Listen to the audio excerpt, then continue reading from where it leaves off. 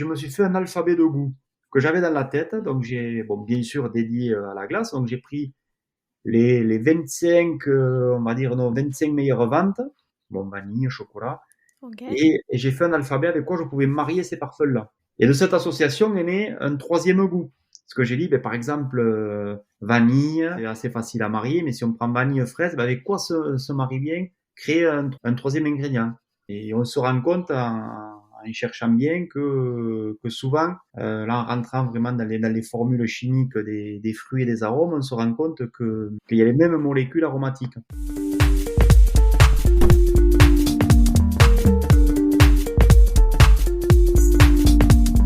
La pâtisserie, c'est avant tout une histoire de goût, de saveur et d'émotion. Je suis Léa Reverdy, amatrice et passionnée de pâtisserie. Mon défi, vous emmener avec moi à la découverte de ce qui fait vraiment un bon dessert. L'objectif ultime, trouver la recette parfaite qui fera fondre vos papilles à coup sûr. Vous êtes sur le point d'écouter un nouvel épisode de Papilles. C'est le podcast qui part à la rencontre des meilleurs chefs pâtissiers pour comprendre l'émotion et les saveurs qui les animent au quotidien lorsqu'ils créent leurs desserts d'exception. Après cet épisode, à vous de laisser libre cours à votre imagination et de créer les desserts aux saveurs qui vous ressemblent, tout en vous inspirant des meilleurs. Bonne écoute! Bonjour à tous et à toutes. Maître artisan glacier, Philippe Faure a ouvert sa propre boutique en Ariège en 1998. Champion d'Europe des glaciers, élu meilleur glacier de France en 2012 par Goltemillo et désormais reconnu comme maître restaurateur de France en tant qu'artisan, Philippe n'en finit pas de surprendre nos papilles avec des glaces toujours aussi audacieuses que délicieuses. Son credo à lui, à l'origine des glaces, il y a la nature. Au menu de cet épisode, l'importance d'utiliser un bon lait fermier pour une crème glacée réussie, son apprentissage du food pairing et l'alphabet de saveurs qu'il s'est constitué pour associer les différents parfums, et enfin l'histoire derrière la création de ces crèmes glacées salées qui lui ont valu le premier prix de l'innovation en 2007. Bonne écoute! Bonjour Philippe. Alors tu viens récemment d'être reconnu comme maître restaurateur de France en tant qu'artisan. Déjà, qu'est-ce que ça représente pour toi?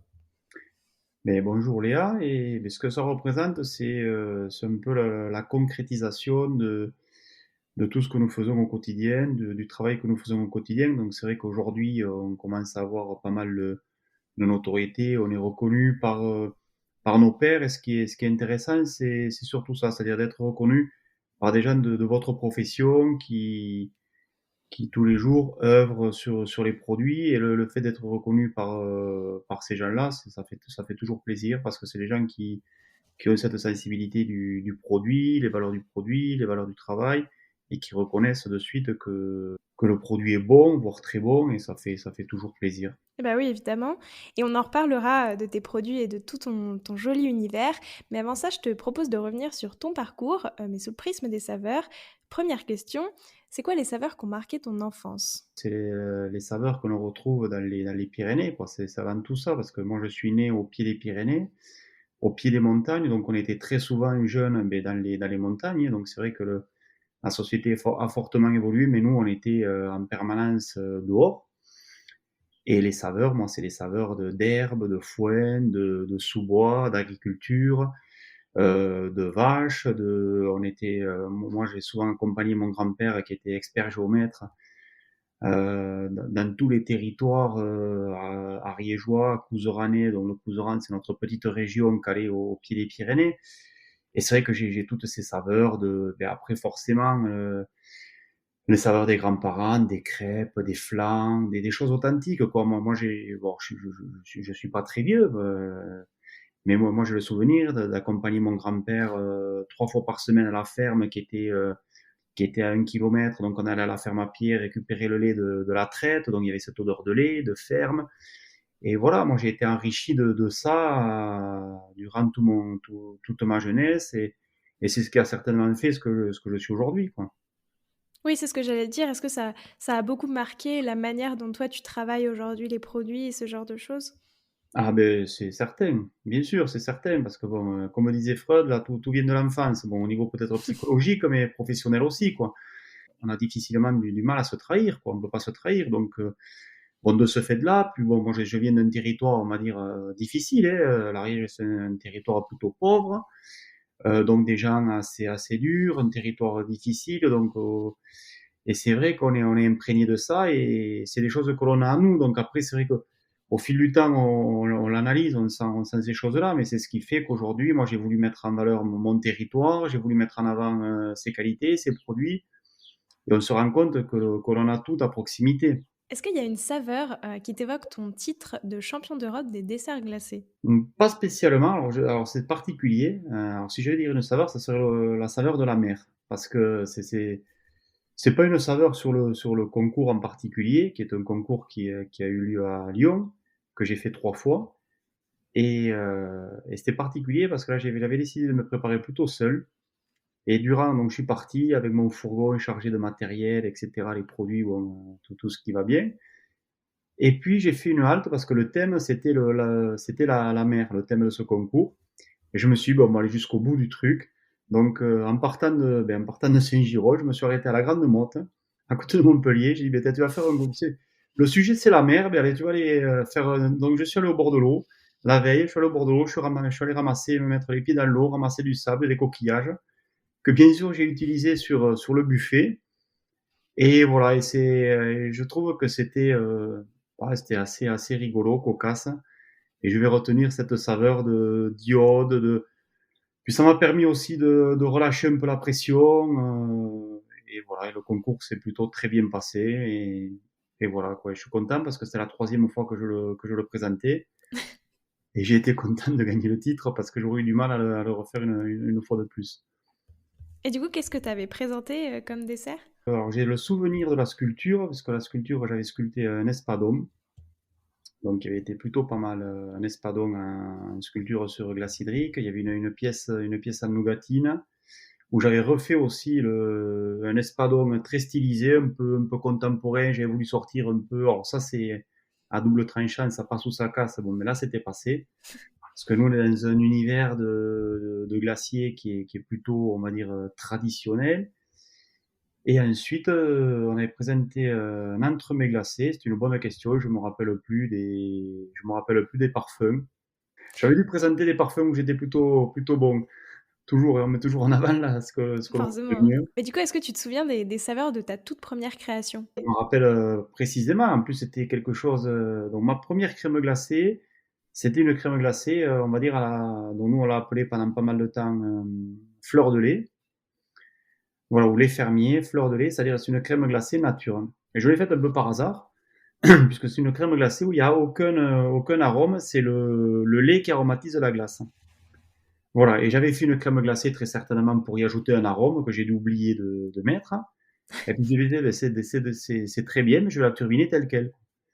Bon, et après je l'ai affinée, et moi dans mon métier de glacier, ça a été une révélation, quoi.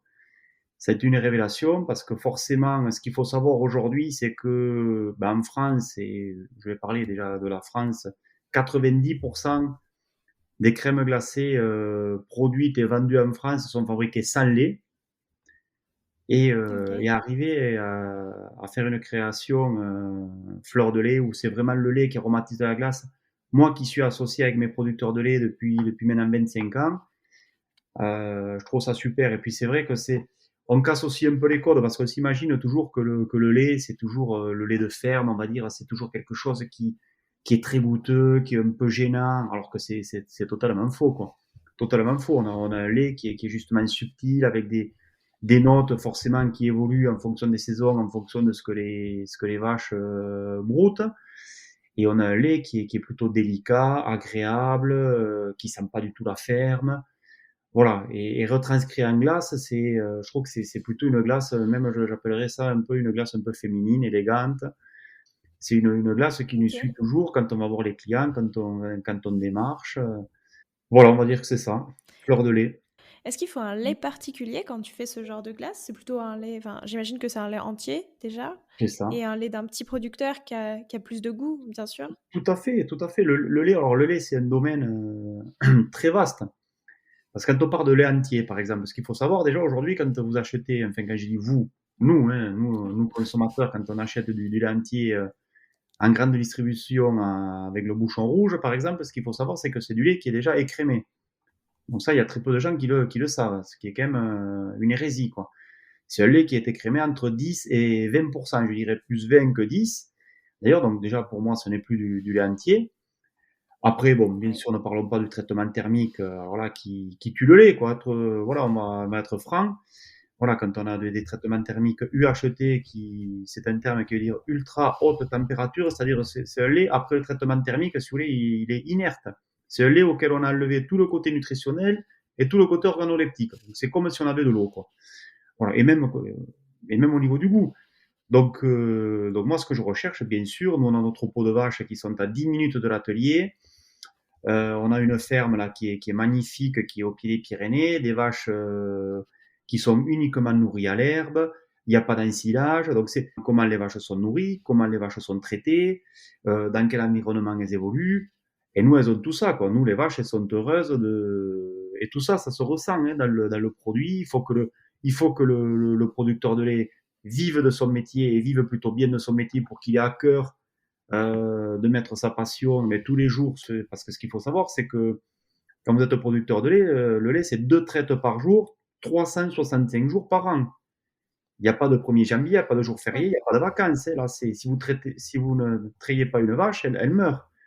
Donc, et moi, je suis content. Voilà, moi, je pense que, voilà, étant passionné de mon métier, moi, je suis content de travailler avec ces gens-là et leur permettre de bien vivre de leur métier. Quoi. Voilà, pour faire une petite parenthèse sur le lait, mais c'est important parce que le lait, c'est quand même la matière première des crèmes glacées et des glaces en général, parce qu'on vend quand même beaucoup plus de crèmes glacées que de sorbets. Et Oui. aujourd'hui, on a une crise du lait en France qui est énorme. Hein. On a des producteurs de lait qui disparaissent tous les jours, qui mettent la clé sous la porte. Et pour acheter du lait dans d'autres pays européens qui ont voyagé des milliers de kilomètres, qui sont inertes, qui sont pas bons. Et bon, je trouve ça un peu dramatique. Et du coup, au contraire, c'était quoi les saveurs de ta toute dernière création? Je vais être très franc, la dernière création, ce sont des crèmes glacées au lait de bufflone. C'est quelque chose qui va arriver très très bientôt, c'est-à-dire d'ici 2 mois. Voilà, où là je travaille avec des gens qui m'ont choisi comme, on va dire, comme maître glacier pour leur équilibrer les recettes, des gens qui ont acheté un troupeau de bufflones dans l'Aveyron, hein, des bufflones françaises, qui est un très très bel animal. Hein. Et donc je me suis lancé sur ce sujet, très très intéressant, avec un lait pareil magnifique, très élégant, avec des notes un peu de noix de coco, enfin vraiment très très Ah particulier, ouais? avec des propriétés. Alors c'est un lait bon, très connu, puisque c'est le lait avec lequel nos amis fromagers fabriquent la mozzarella. Et donc, voilà, donc ça, c'est mes dernières créations, très, très intéressantes, très innovantes, puisque j'ai fait les premières crèmes glacées sans rajout de matière grasse, puisque le lait de bufflon est beaucoup plus gras que le lait de vache, avec moins de cholestérol. Donc, c'est un lait qui est, et du côté organoleptique aussi, c'est un lait qui est très très bon, très très bon. Après, si on reste dans le domaine, on va dire, conventionnel, j'ai fait une crème glacée chocolat cognac aussi. Chocolat whisky, pardon, chocolat cognac, D'accord. voilà. Chocolat whisky parce que j'ai un ami à moi qui est un passionné de whisky. Donc voilà, donc ça j'ai préparé ça pour les fêtes de fin d'année. Très intéressant comme association. On essaie de trouver toujours des bonnes idées, toujours dans le but de sortir des très bons produits. Voilà, ça c'est toujours mon fil conducteur, c'est-à-dire que ça m'est arrivé de faire des essais, mais bon, le but c'est que quand on commercialise un produit, il soit très bon. Évidemment, oui, et on en reviendra parce que c'est vrai que tu as énormément de choix de glaces différentes. Mais du coup, pour clore cette première partie, j'ai une dernière question. Ça représente quoi pour toi la glacerie? Mais moi, ça représente ma vie, hein. C'est ma passion, quoi. Moi, je suis habité par mon métier. Alors, c'est vrai que c'est à double tranchant, hein. Ça a des bons côtés et puis ça en a aussi des mauvais parce que moi, je pense glace tout le temps. Je pense à retranscrire tout à la glace, à mon métier. Donc, c'est vrai une passion, c'est, voilà, ça peut être un peu lourd à porter parce que c'est quelque chose que l'on ne maîtrise pas forcément. Je vais essayer d'apporter un peu ma pierre à l'édifice de la glacerie. Parce que je pense aujourd'hui que la glacerie, c'est quand même le parent pauvre des métiers du sucré. Voilà, je trouve que la pâtisserie et la chocolaterie se sont fortement développées. Depuis une vingtaine d'années, vraiment, il y a eu un très très beau développement qui ont été initiés par des pâtissiers, qui a été aussi initié par un état d'esprit. Voilà, que nous, les glaciers, Ouais. nous n'avons pas, c'est très clair. Nous n'avons pas cet esprit comme les Michalak, les Adam, de se réunir, de faire des clubs des sucrés, d'échanger. Voilà, donc nous, on est un peu le parent pauvre de ce métier-là, donc on a beaucoup de choses à faire. Alors, ce qui est bien, c'est qu'il y a beaucoup de choses à faire parce que voilà, peu de terrains ont été exploités. Bon, malheureusement, nous, c'est un métier qui est aujourd'hui détenu, je vais être gentil, mais bon, à 80% par l'agro-industrie. Voilà, et donc Ouais. 80% des volumes, alors que c'est pas le cas dans la pâtisserie ni dans la chocolaterie. Voilà, nous on a quand même une mainmise de l'agro-industrie dans notre métier qui est puissant. Voilà, donc ben moi je navigue là avec mon petit canot, je navigue dans cet océan avec quelques remous, mais ça va, ça sort pas trop mal. On est parfois un peu bousculé, mais ça va, on reste sur la barque. Mais est-ce que ça commence à se faire un peu des clubs de glaciers, ce genre de choses? Est-ce que ça commence à arriver? Non, pas du tout? Non, non, non, non, non. Moi j'ai initié un peu, j'ai essayé un peu de dépoussiérer, bon moi je visite des confrères régulièrement, je vais voir des confrères, échanger, etc. J'essaie un peu, bon moi je reste ouvert à tout le monde. Moi les gens qui viennent visiter, je leur ouvre les portes, moi j'échange. Si des confrères m'appellent pour un tuyau, je le donne. Parce que moi je pense qu'on ne progresse qu'à ce niveau-là. Et puis moi je donne sans rien attendre en retour, donc c'est plus facile je le vis bien. Mais non, on n'a pas de club de glacier, non, on n'a pas ça. Donc j'espère le créer un jour, hein, mais bon, c'est pas, rien n'est définitif. Il faudrait peut-être attendre une jeune génération arrive. Je le souhaite en tout cas au métier de glacier. Écoute, en deuxième partie, et je voulais parler de ton processus de création. Déjà, quand est-ce que tu as commencé, toi, à t'intéresser à l'univers justement de la glace? Et pourquoi? Qu'est-ce qui t'a plu directement? Ah, moi, c'est mon père, mes parents avaient une brasserie. Je vais faire court, hein.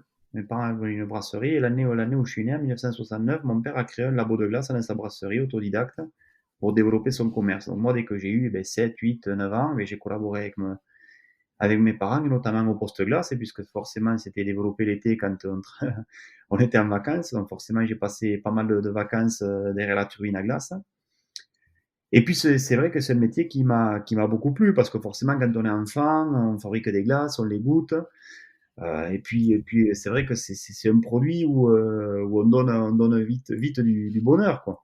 Ensuite, j'ai vu en grandissant un peu durant, on va dire, ma jeune vie d'adulte, et j'ai vu justement ce grossissement ce développement de l'agro-industrie dans la glacerie, et aussi la disparition des artisans, hein, parce que bon, c'est toujours le cas aujourd'hui, hein. Donc j'ai vu aussi ce cheminement, avec un point d'orgue, je crois que c'était en 1994, quand nos amis d'Unilever ont racheté la maison Mico, hein, la maison Mico Ortiz, qui était Ouais.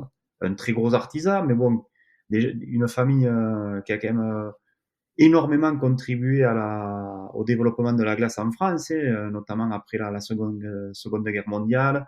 À l'époque, c'est eux qui avaient distribué les glaces dans les cinémas, avec les paniers, enfin bon.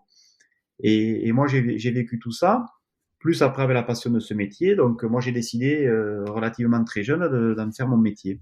Et suite à ça, à 28 ans, j'ai créé mon atelier en partant de zéro, avec ma bonne volonté, mes idées, ma philosophie. Et voilà, je suis assez fier de ce que j'ai fait, parce que je suis surtout fier d'avoir été fidèle à mes convictions. Voilà, après forcément, on est dans des métiers de bouche, des métiers de goût, donc on n'est pas là pour plaire à tout le monde, Malgré tout, tu as quand même plus de 120 parfums, donc on peut tous y trouver son compte quand même, j'imagine. je pense. Mais comment est-ce que te viennent, tu vois, toutes ces nouvelles idées de saveurs en fait? Enfin, genre constamment, tu as des nouvelles idées, des nouvelles saveurs. Comment est-ce que tu trouves tous ces ingrédients et toutes ces idées? Alors je pourrais te montrer, parce que je l'ai juste derrière moi là. C'est rigolo parce que j'ai tout derrière moi. Alors moi j'ai un fonctionnement assez particulier. Bon, déjà j'ai pas que bon, c'est vrai que mon métier me prend beaucoup de temps et c'est ma passion, mais après bon, je lis beaucoup. Je suis très ouvert à beaucoup de domaines, notamment le domaine de l'art. J'aime beaucoup le domaine artistique. J'ai des cahiers d'idées, je note les idées, donc j'ai des cahiers remplis de... Je fais beaucoup de découpage, je découpe des articles, je suis abonné à beaucoup de magazines, j'ai une bibliothèque stratosphérique, bon, essentiellement dédiée à la gastronomie. Ça, c'est mon cahier d'idées que j'ai, voilà, c'est un cahier ouais, que j'ai démarré, je crois que c'est un des derniers. Ouais, ça, j'ai démarré ça en 2000, ça, c'est un cahier qui doit avoir 10 ans. Ah oui. Voilà, ça, c'est les articles, par exemple, ça, c'est les articles de 2008, quoi, ce que nous mangerons demain. Hein, ça a Ok. 13 ans, ça.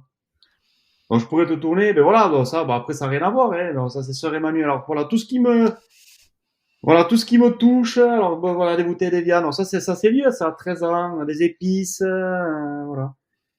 Donc, Ok. Et du coup, à partir de ça, tu as des nouvelles idées de glace.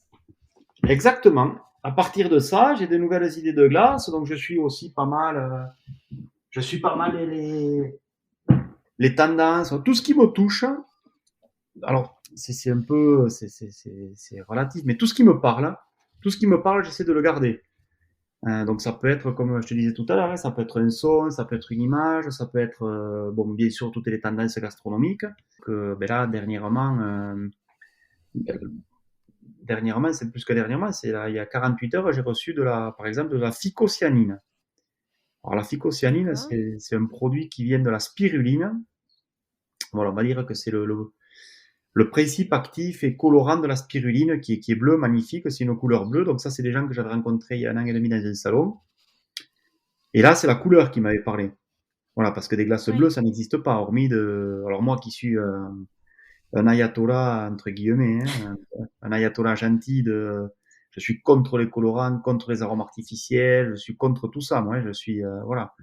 Moi, je suis marié avec la nature. Alors là, on n'est pas sur le goût, mais on est sur la couleur. Donc là, par exemple, c'est une couleur, et puis ça me rappelle cette couleur de Yves Klein, qui était un artiste qui travaillait uniquement les monochromes bleus. Donc ça c'est des choses qui m'intéressent, quoi. Voilà, des gens qui produisent ça dans les Pyrénées-Orientales. Voilà, donc après, bien sûr, ça peut être des Ok. goûts, ça peut être des producteurs qui me proposent des goûts. Donc là, dernièrement, mais j'ai un producteur qui est venu me voir, un producteur qui est à 10 kilomètres de chez moi, qui m'a amené du sirop de bouleau, qui produit avec de la sève de bouleau. Donc ça, c'est superbe aussi. Et bon, c'est un produit qui est très très cher. Tout ça, ça m'enrichit les idées. Et puis après, au fil du temps, quand j'ai besoin, là, par exemple, le sirop de bouleau, la sève de bouleau, je le vois pas comme un parfum. Je l'utiliserai pas comme un parfum en tant que tel, quoi. Voilà, je Ok. l'utiliserai plus en support. Ouais, alors un support. Alors aujourd'hui, je sais pas de quoi. Hein, ça peut être peut-être d'un fruit, d'une plante, de chocolat. Aujourd'hui, je sais pas. Maintenant, je travaille aussi beaucoup sur voilà, Ok. le food pairing. C'est quelque chose que j'avais en tête depuis des années, j'avais ça en tête depuis 10 ans. Et ça, c'est ce que j'ai fait au premier confinement. Et je me suis fait un alphabet de goût que j'avais dans la tête. Donc bon, bien sûr, dédié à la glace. Donc j'ai pris les 25, on va dire, non, 25 meilleures ventes. Bon, vanille, chocolat. Ok. Et j'ai fait un alphabet avec quoi je pouvais marier ces parfums-là. Voilà. Avec quoi se marier la D'accord. vanille, avec quoi se marier le chocolat. Et de cette association est né un troisième goût. Ce que j'ai dit, ben, par exemple, vanille, la vanille, bon, la vanille, c'est assez facile à marier, mais si on prend vanille fraise, ben, avec quoi se marie bien créer un troisième ingrédient. Hein, donc peut-être D'accord. banane, hop, vanille, fraise, banane. Et j'ai essayé de me créer cet alphabet de goût. Voilà. Et on se rend compte en y cherchant bien que souvent, là, en rentrant vraiment dans les formules chimiques des fruits et des arômes, on se rend compte qu'il y a les mêmes molécules aromatiques. Voilà, dans certains Ok. fruits, dans certains arômes, et c'est ce qui permet aussi des mariages assez intéressants, quoi. Et ça, du coup, c'est la base du food pairing. C'est un peu toute la philosophie derrière, justement, ces histoires de molécules qui se marient bien les... Enfin, Ouais, alors ça vient en second terme. Mais en premier, bien entendu, c'est le goût. On se crée un ouais. alphabet de goût. Déjà, on sait ce qui fonctionne, ce qui va fonctionner. Mais c'est ce qui nous permet d'aller un peu plus loin. C'est ce qui nous permet d'aller un peu plus loin, de casser les codes. Alors ça, je l'utilise beaucoup, surtout quand c'est quand on fait des gâteaux glacés, quand on fait des coupes glacées. Ouais, quand je fais des coupes glacées, j'essaie de me servir de ça pour justement venir marier les arômes, les fruits, et de temps en temps être un petit peu original, sortir de la banane split, venir mettre des bananes, Ouais. etc. Et là, ça nous permet de casser un peu ces codes-là et d'explorer des terrains un petit peu plus inconnus, quoi. Ok, mais par exemple, tu vois, tout à l'heure, ça m'a assez intrigué. Ben, tu parlais donc de phycocyaline qui donne la couleur bleue. Mais du Mm. coup, toi, instinctivement, parce que le bleu, quand même, même dans la nourriture, tu l'as dit, c'est pas naturel, on n'y retrouve pas. Donc, comment tu vas le transmettre un peu en forme de goût? Tu vois, qu'est-ce qui, toi, va matcher en se disant, tiens, une glace bleue, ça aura tel parfum? Voilà, je vais inventer quelque chose. C'est clair que parce que ce produit, il est que colorant. Donc, enfin, il est pas que colorant, il est aussi très énergétique. Donc, ça aussi, c'est D'accord? intéressant. C'est un produit qui est très utilisé par les sportifs. Justement, ils font des cures pour parce que c'est bourré de Ouais. calcium, je pense pas trop, mais bourré de fer, de minéraux. Donc, c'est très très bon. Donc, les sportifs l'utilisent beaucoup. Donc, par contre, au niveau du goût, c'est flat, quoi. C'est un produit qui a pas de goût. Là, en plus, j'ai envie de l'associer justement sur ce côté artistique, quoi. Sur le côté Ouais. artistique, alors malheureusement, les artistes qui, justement, je pensais à Yves Klein, bon, il est plus de ce monde, mais j'aimerais bien l'associer à quelque chose comme ça et avec un goût, autant créer un goût là, parce que là, on casse les codes, donc autant aller jusqu'au bout de la démarche, quoi. En parlant de casser les codes, tu l'as fait puisque tu as créé des sorbets salés, enfin des glaces salées. Mm. Comment est-ce que t'es venue cette idée? C'est venu de, comment dire, c'est venu du fait que le métier de glacier, nous, on a deux inconvénients. C'est venu des inconvénients, ça. Alors ça s'appelle l'effet miroir, toujours. Faut pas toujours, c'est toujours bien d'avoir des inconvénients et à la limite des problèmes à résoudre. Donc nous, le métier de la glace, on a deux inconvénients qui sont, le premier, c'est la saisonnalité. Ouais. Voilà, forcément, on vend beaucoup de glace, on va dire l'été et très peu l'hiver. Et le second inconvénient, c'est la météo. Parce que même si vous êtes au 14 juillet et que vous êtes sous la pluie, vous n'allez pas acheter une glace chez votre glacier en bord de mer. Voilà. Et ces deux inconvénients, j'ai dit, il faut trouver une idée pour contrer ces inconvénients que l'on a dans la glace. Et d'où est venue cette idée des glaces salées, pour que ces glaces salées viennent, justement, on va dire, dans les plats. Donc là, ce sont des glaces qui viennent dans la gastronomie, vraiment dans les plats, en agrément de plats, et pour pouvoir consommer des glaces, eh déjà dès le midi, et pouvoir en consommer toute la journée, toute l'année. Voilà. Et j'ai commencé, donc ça fait 20 ans, hein, ouais, plus de 20 ans, j'ai commencé avec deux parfums. Donc forcément, deux parfums que j'apprécie beaucoup, donc la truffe noire. Ouais. Donc, moi, j'adore la truffe noire, donc forcément, j'ai dit, ben, il faut que je sorte une excellente glace à la truffe. Et ensuite, c'était au piquillos. Alors, piquillos, c'est un petit peu plus facile. Le piquillos, c'est un poivron. C'est un cousin entre le poivron et le piment. Voilà, qui est essentiellement, c'est un produit basque. Et bon, nous, c'est vrai on est relativement très proche du Pays basque. Mais c'est un légume qui est aussi pas mal sucré. Donc, c'est plus facile. Donc, j'ai fait une crème glacée et un sorbet. C'est que ça a beaucoup plu. Retranscrire en glace, c'était super. Et puis, on venait l'associer, puis on l'utilise comme on associerait de la truffe. Donc, on mettait la glace avec des œufs brouillés. Et après, vous associez la glace comme vous associerez le condiment. Donc, et ça s'est plutôt très bien passé. Et voilà, donc dans cette famille des glaces salées, donc aujourd'hui on commercialise une vingtaine de parfums. Ce qui nous a mis en lumière, qui a mis en lumière l'entreprise aussi, c'est en 2007, on a obtenu le premier prix mondial de l'innovation au CIRA à Lyon, le Grand Prix international de l'innovation. Donc ça, c'est quand même une grande fierté parce que ben, je pense que jamais un glacier n'a remporté ce prix et rarement un Français à l'époque où il n'y en avait qu'un. Hein. Donc aujourd'hui, maintenant, ils ont un peu étoffé. Donc on était 200 entreprises du monde entier sur la ligne de départ. Donc j'ai été assez fier quand même de battre des multinationales avec 20 ingénieurs en recherche et Ouais. développement. Donc ça, c'était super, ça, parce que là, bon, ce qui est super, c'est que là, en plus, on a créé une technologie. On est parti du produit, on a créé une technologie de fabrication. On a tellement créé une technologie que quand on a créé le produit, on savait plus comment l'appeler. On était dans un vide juridique. C'était ni une glace, ni un sorbet, ni une crème glacée. On était perdu.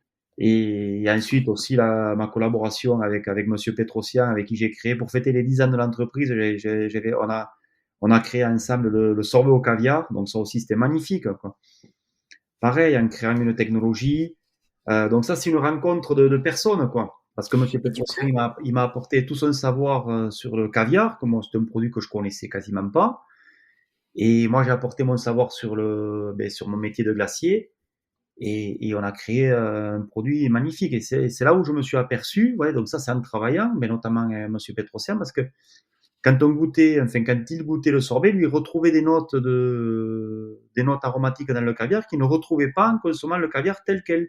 Et c'est là où qu'on s'est rendu compte avec le foie gras, le caviar, que notamment retranscrit, on va dire, retravaillé en glace, on avait deux phénomènes qui se passaient. C'était la contractation des goûts.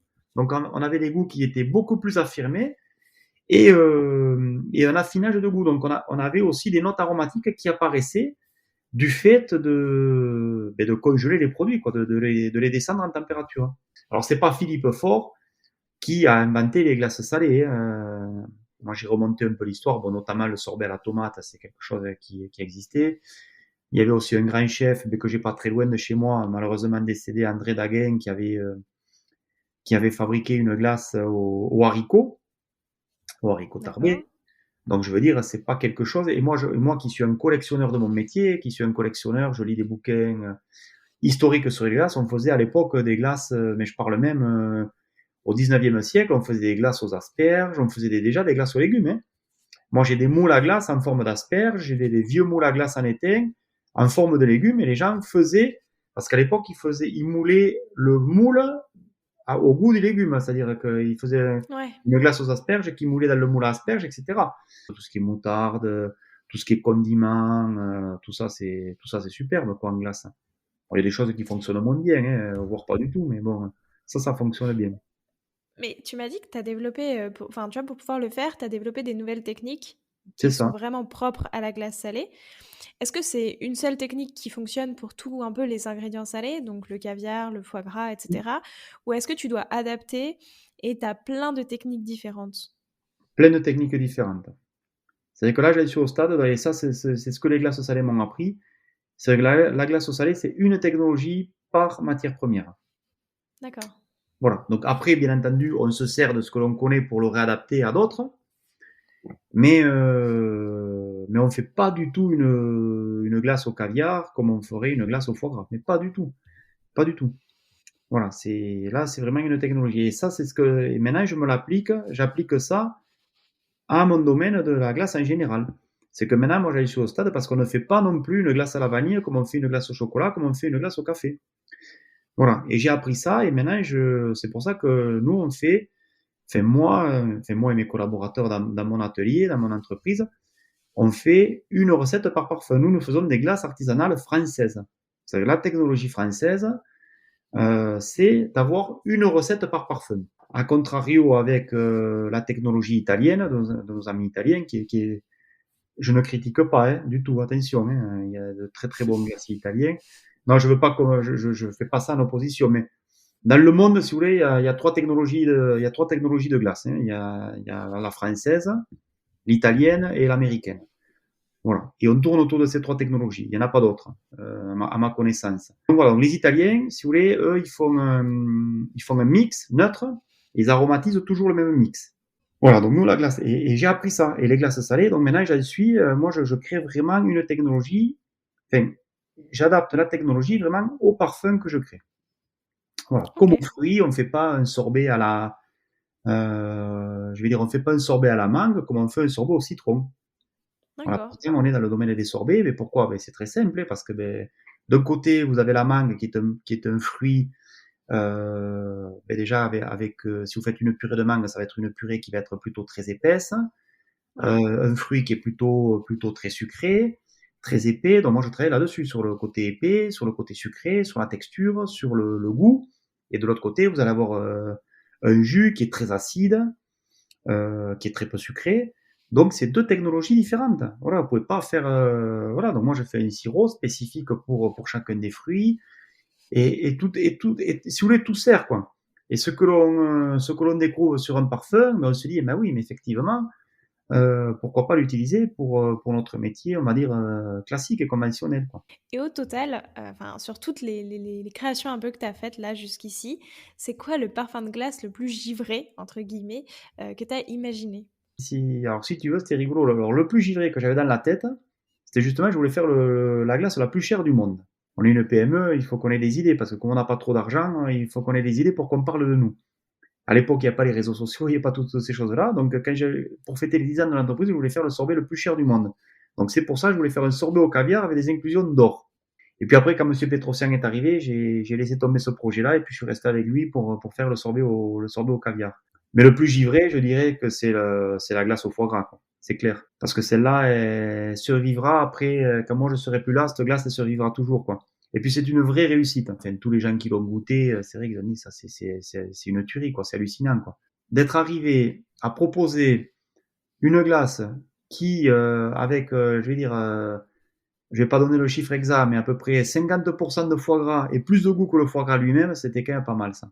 Et du coup, tes glaces salées, ça plaît énormément à ta clientèle. Enfin, t'as vraiment trouvé une clientèle qui aime ça et qui... Ah oui, oui, oui. Donc nous, on a la clientèle B2B, quoi, des professionnels de la restauration. Et puis on a aussi le B2C, des gens qui viennent à l'atelier, qui achètent les glaces salées. Ah oui, je pense que maintenant, ça a trouvé sa place, quoi. Alors certes, ça reste toujours marginal, ça n'a rien à voir avec des volumes de vanille, de fraises, de framboises, quoi. Tu parlais tout à l'heure des produits de la mer, par exemple. Tu as testé le foie gras, le caviar. Est-ce qu'il y a d'autres domaines que tu as envie d'explorer un peu?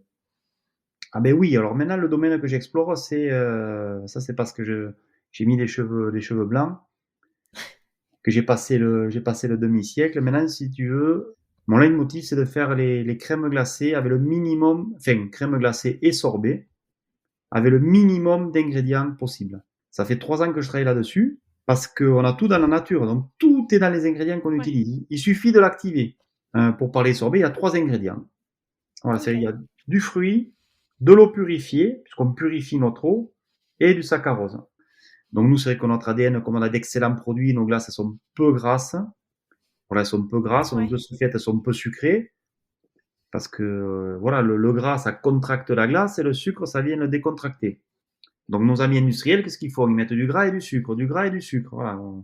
L'un vient ouais. contrer l'autre. Donc, et nous, on fait l'inverse. On élimine le gras, donc ce fait, on élimine le sucre et on laisse la place au goût. Et puis, je veux parler de l'histoire de la glace. Je veux maintenant un peu valoriser mon métier. Voilà, éduquer les consommateurs. Je veux partir aussi et me servir de mon métier pour communiquer sur le mieux manger, le moins manger, parce que ce qui se passe aujourd'hui, c'est qu'on mange. Il y a deux problèmes, c'est qu'on mange trop en quantité et trop mal en qualité.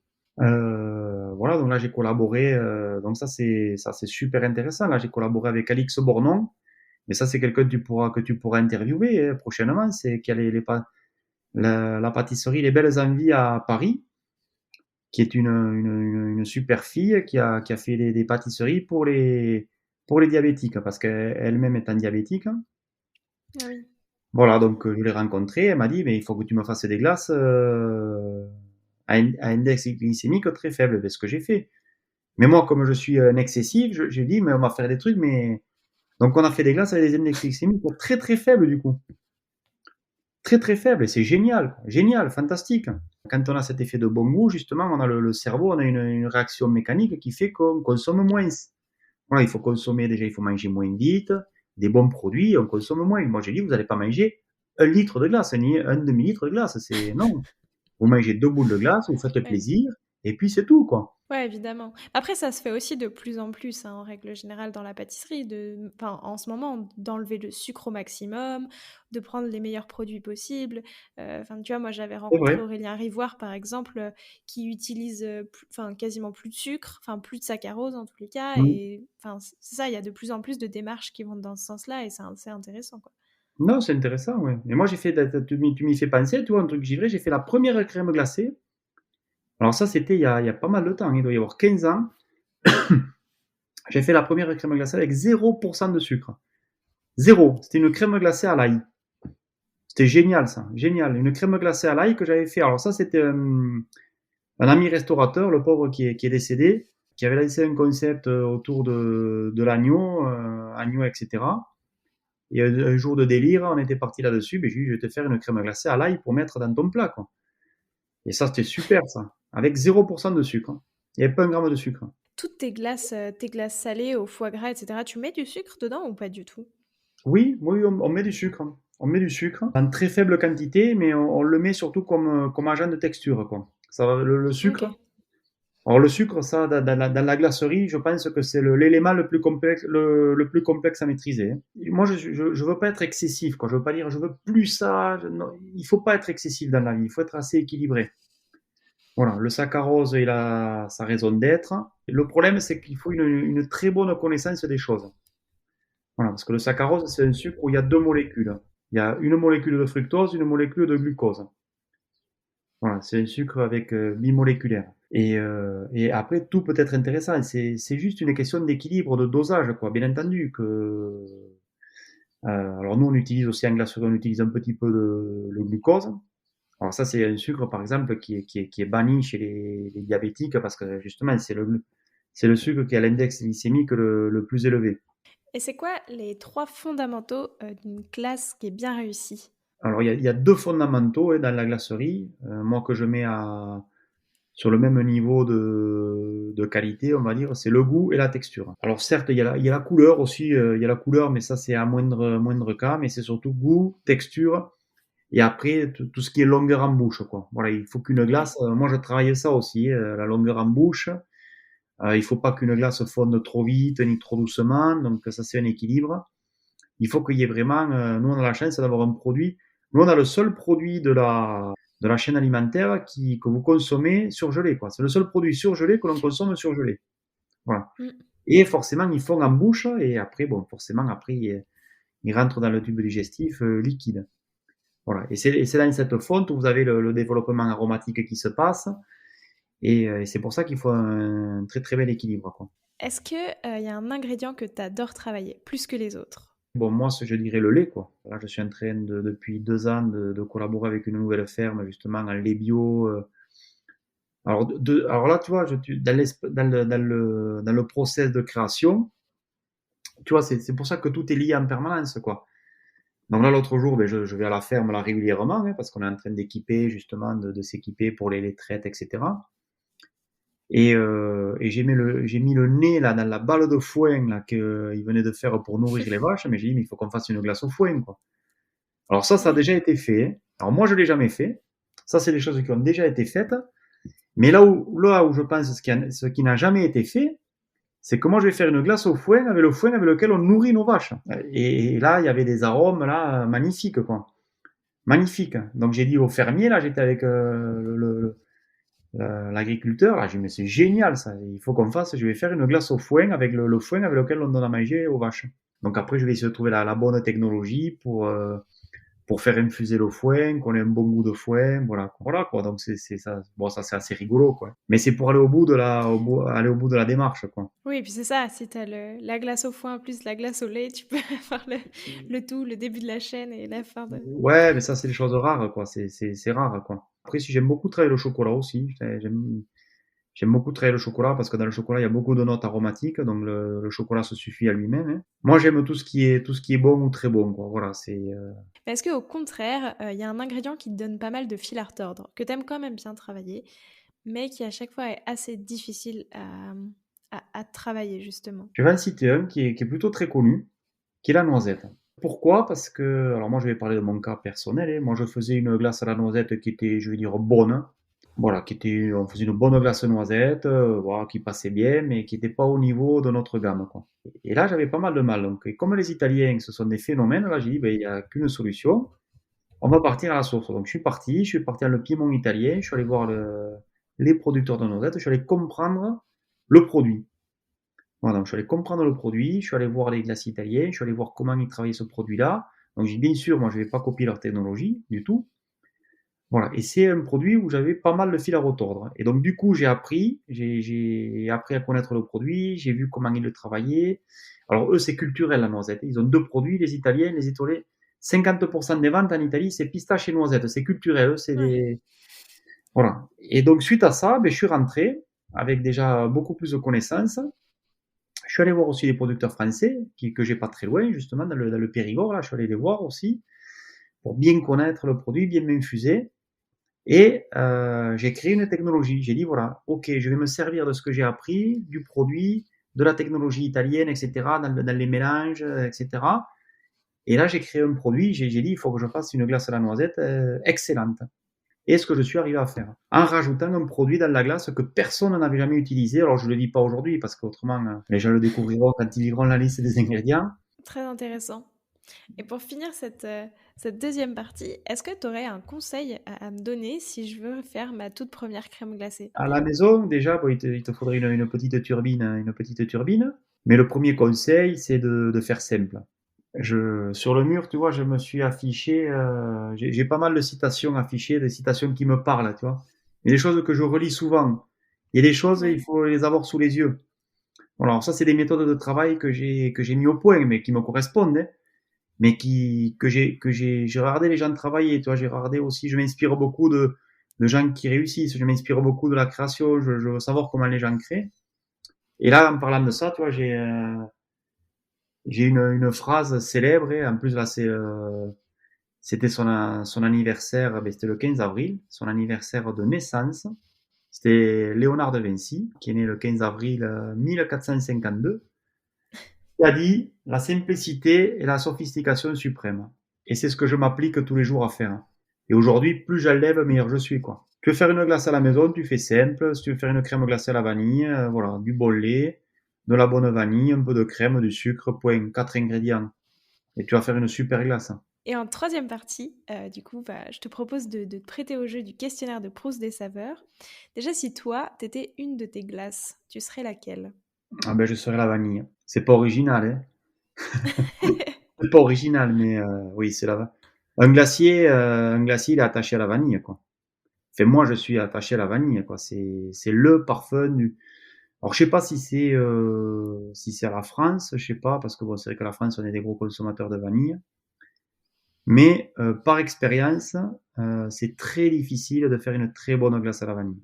Et je peux en parler en connaissance de cause. Et là, je pense y être arrivé. Voilà, parce que ce qu'il faut savoir, c'est qu'aujourd'hui, la vanille, c'est un produit qui est trafiqué, qui est bon. Il y a très très peu de glaciers qui utilisent uniquement de la gousse de vanille. Il y en a quelques-uns, heureusement, et Dieu merci. Mais voilà, donc vanille, sans hésiter. C'est vrai que c'est le grand classique. Mais ça me fait penser, tu vois, j'en avais parlé avec François Dobinet sur ce podcast, des différents types de vanille un peu qui existaient. Est-ce que tu as déjà en fait testé de faire des glaces à, je sais pas, la vanille bleue, la vanille de Madagascar? Et est-ce que ça a vraiment des différences gustatives? Et est-ce que du coup tu proposes peut-être des glaces vanille Madagascar, vanille Hmm. bleue?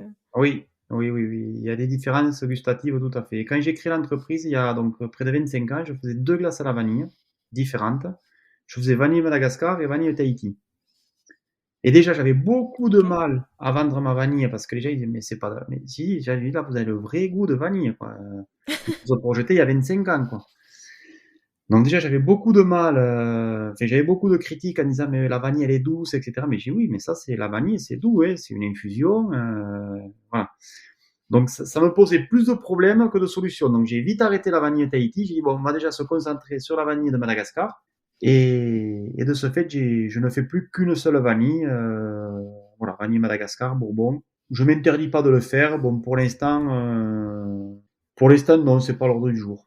L'Ariège en 3 saveurs, ça donne quoi? Le cèpe. Voilà, moi j'ai cette saveur des sous-bois, des champignons pour être allé aux champignons très jeune. Pareil, je vais aborder 2 domaines, mais ça a la saveur de l'eau.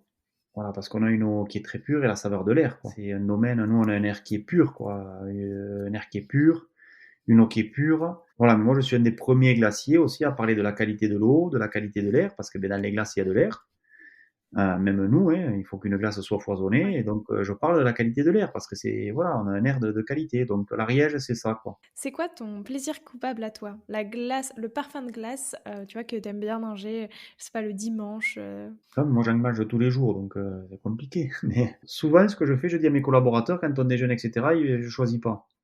Comme ça, ils m'amènent toujours des parfums, un peu délire, je goûte des choses.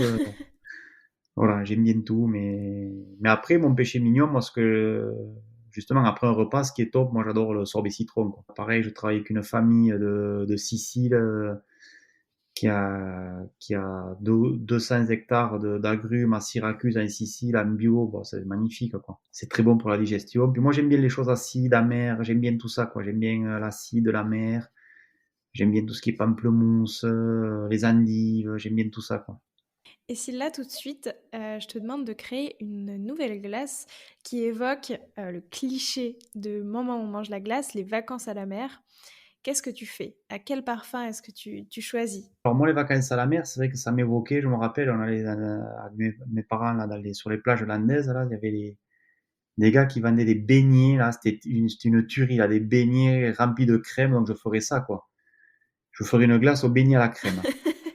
Je pense le top, ça serait de faire une glace à la crème, bien lourde, là, que tu mets dans un beignet bien sucré, là, ça c'était, voilà.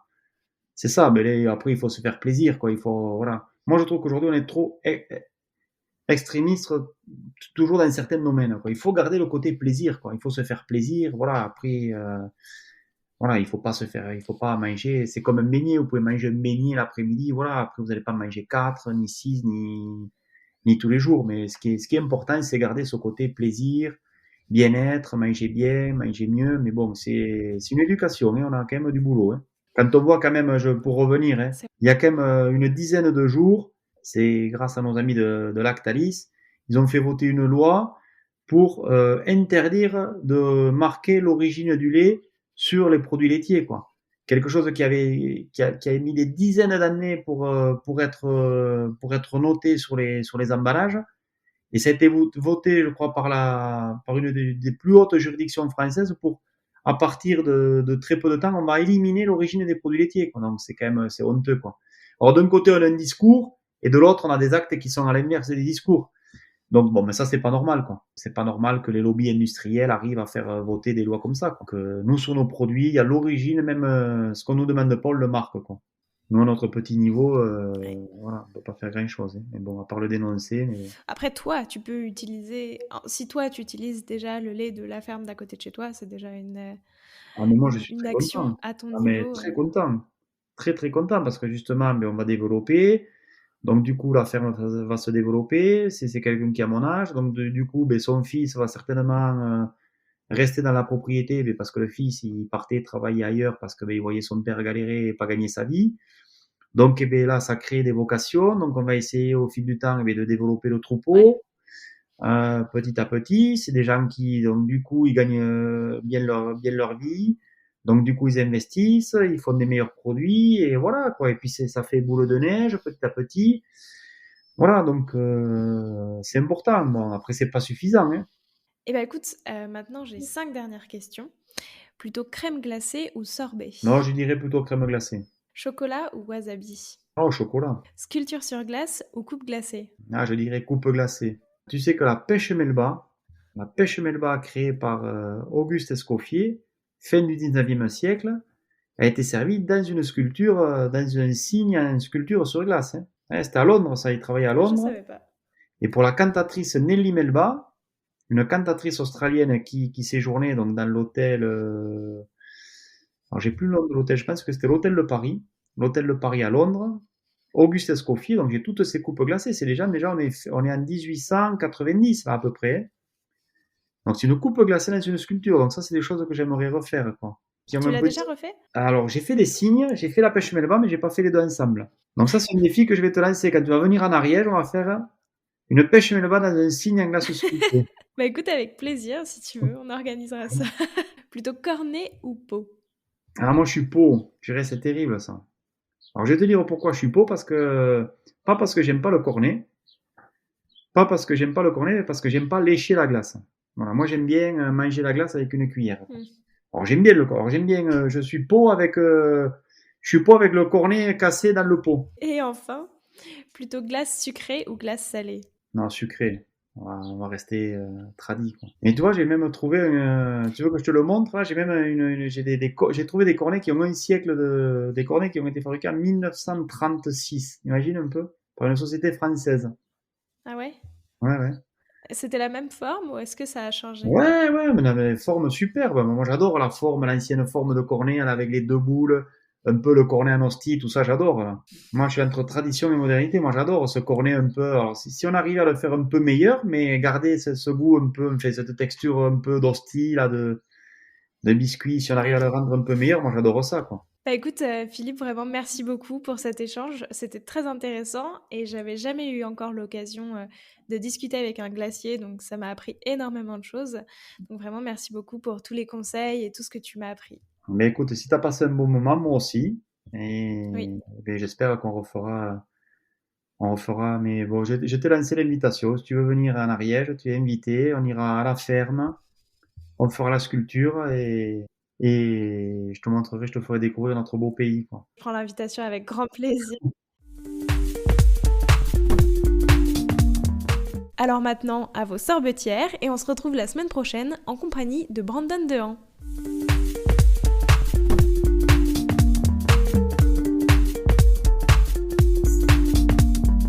Alors, quel sera votre prochain dessert ?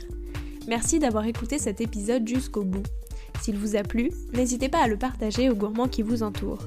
Et si vous voulez soutenir Papille, 2 choses. La première, notez l'épisode 5 étoiles sur Apple Podcast et laissez un joli commentaire. La seconde, vous rendre sur papillepodcast.com, sans oublier le S de Papille, et vous abonner à la newsletter pour être prévenu de la sortie des prochains épisodes et des articles que j'écris régulièrement. À bientôt!